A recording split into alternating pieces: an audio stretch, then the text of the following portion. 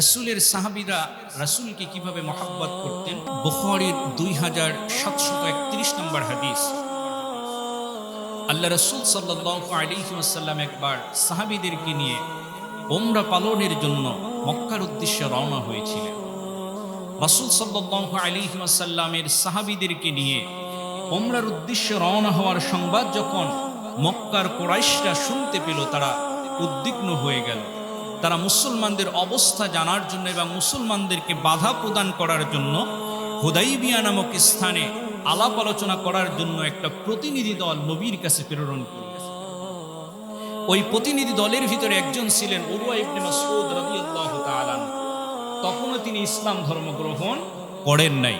এই উরওয়া ইবনে মাসউদ রাদিয়াল্লাহু তাআলা নবী এবং নবীর সাহাবীদের অবস্থান দেখে কুরাইশদের কাছে গিয়ে বর্ণনা করতে গিয়ে তিনি বলছেন, ওয়াল্লাহি, আল্লাহর শপথ করে বলছি, লাকাদ ওয়াফাততু আলাল মুলুকি ওয়া ওয়াফাততু আলাল কায়সার ওয়া কিসরা ওয়ান নাজ্জাশী।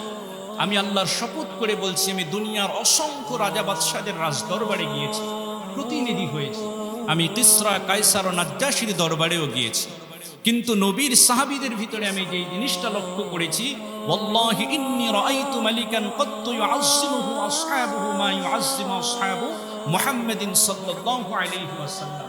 আল্লাহ রাসূলের সাহাবারা রাসূল সাল্লাল্লাহু আলাইহি ওয়াসাল্লামকে যেভাবে তাজিম করেন, যেভাবে সম্মান করেন, যেভাবে মহব্বত করেন, পৃথিবীর কোনো রাজদরবারে কোনো মানুষকে, কোনো জনগণকে, ওই রাজপ্রাসাদের রাজা বাদশাদেরকে এত বেশি সম্মান বা মর্যাদা দিতে আমি কখনোই দেখিনি।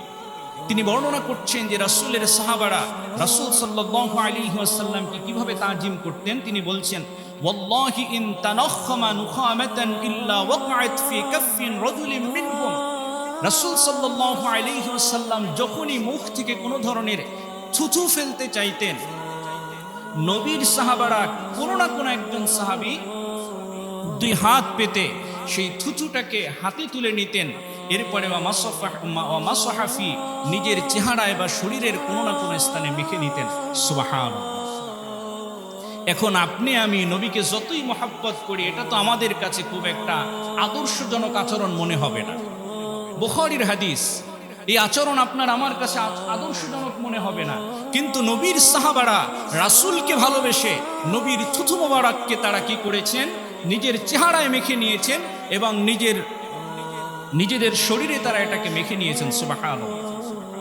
এরপরে উরওয়া ইবনে মাসউদ বলছেন, রাসূল সাল্লাল্লাহু আলাইহি ওয়াসাল্লামকে এত বেশি তাজিম এবং সম্মান তারা করতেন।